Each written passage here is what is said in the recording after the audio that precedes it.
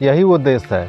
ऐसी देश में कुछ लोग हुए जिन्होंने कहा था कि ढोल गंवार शूद्र पशु नारी ये सब ताड़न के अधिकारी,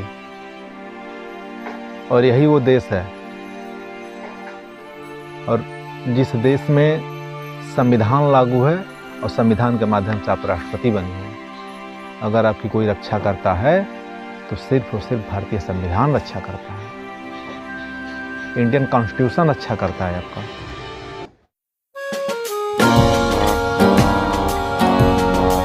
एक महिला किसी मंदिर की मुख्य पुजारी नहीं बन सकती, एक महिला मौलवी नहीं बन सकती, एक महिला किसी चर्च की पादरी नहीं बन सकती है।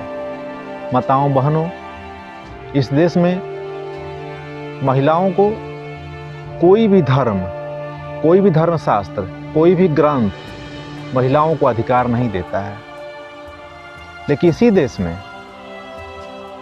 आप बीडीसी बन सकती हैं, आप एक मेंबर बन सकती हैं, आप एक प्रधान बन सकती हैं, आप जिला पंचायत बन सकती हैं, आप चेयरमैन बन सकती हैं, आप विधायक बन सकती हैं, आप सांसद बन सकती हैं, आप मुख्यमंत्री बन सकती हैं। यहाँ तक कि वर्तमान में भी इस देश की राष्ट्रपति द्रौपदी मुर्मू जी हैं, आप इस देश की राष्ट्रपति बन सकती हैं। लेकिन इस देश में आपको कोई धर्मशास्त्र इजाज़त नहीं देता है कि आप एक मंदिर की पुजारी बन जाएं, घंटी बजाने लायक भी नहीं है। कोई धर्मशास्त्र आपको इजाज़त नहीं देता है। लेकिन इसी देश में आप आईएएस बन सकती हैं, आप पीसीएस बन सकती हैं, आप जज बन सकती हैं, आप कलेक्टर बन सकती हैं, आप सारे वो पद पा सकती हैं जो संविधान में निहित हैं। माताओं बहनों, ये संविधान किसने दिया है?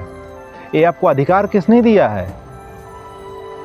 ये सिर्फ और सिर्फ एक व्यक्ति ने आपको अधिकार दिया है, और वो थे आधुनिक भारत के निर्माता परम पूज्य बोधिसत्व बाबा साहब डॉक्टर भीमराव अंबेडकर, जिन्होंने आपको अधिकार दिया।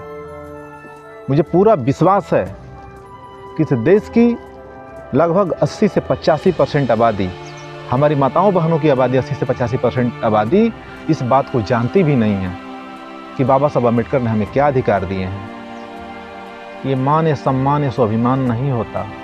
पूरे भारत की मैं माताओं बहनों की बात कर रहा हूँ कि ये मान या सम्मान या स्वाभिमान नहीं होता। कलम चलाना आसान नहीं होता। घूंघट की आड़ में रोती रहती माताएं बहनें आप लोग, अगर बाबा साहब अम्बेडकर का लिखा संविधान नहीं होता। अगर आप धर्मशास्त्रों के भरोसे बैठी रहती तो आप यकीन मानिए कि आप घर से बाहर नहीं निकल सकती थी। लेकिन आप शुक्र मनाइए बाबा साहब अम्बेडकर का, आप धन्यवाद दीजिए उनको कि उन्होंने आपको दासी से रानी बना दिया। आपको उन्होंने दासी से रानी बना दिया सिर्फ और सिर्फ अपनी कलम से।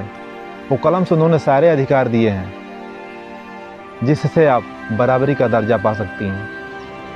बाबा साहब अम्बेडकर ने एक बात कही थी, किसी देश का विकास इस बात से न नापा जाए, किसी समाज का विकास इस बात से न नापा जाए कि उस समाज के पास कितना धन है, कितना पैसा है, कितनी ज़मीन है, कितनी जायदाद है, क्या चीज़ें, उसका विकास उससे नहीं नापा जाता है। किसी समाज का अगर विकास नापना हो तो आप उस समाज की महिला कितनी विकसित है, कितनी शिक्षित है, कितनी जागरूक है, उस महिला के विकास से नापा जाता है कि उस समाज कितना विकसित किया है। माताओं बहनों, आपको धन रखने का अधिकार नहीं था, लेकिन बाबा साहब अम्बेडकर ने आपको अधिकार दिया है।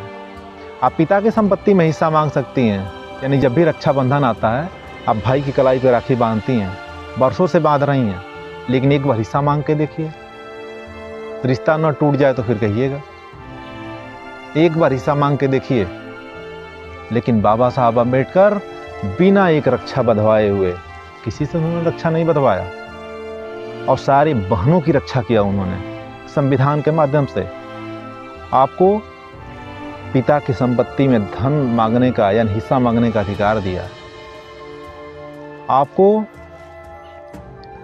अगर कोई आपके साथ छेड़खानी करता है, ज़बरदस्ती करता है, आपका शोषण करता है, आपके साथ दुराचार, बलात्कार या कुछ भी जघन्य अपराध करता है जो कि असंवैधानिक हो, तो आपको अपने प्रोटेक्ट के लिए, अपने रक्षा के लिए उन्होंने वो अधिकार दिया है संविधान में।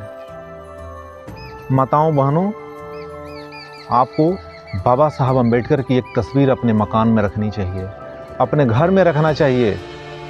इसलिए रखना चाहिए कि आज आप जो कुछ भी हैं वो सिर्फ और सिर्फ बाबा साहब अम्बेडकर की बदौलत हैं, चाहे आप किसी समाज से हैं। अगर मैं गलत कह रहा हूँ, आप गूगल कर लीजिए, आप यूट्यूब पे सर्च कर लीजिए, आपके पास तमाम व्यवस्थाएं हैं।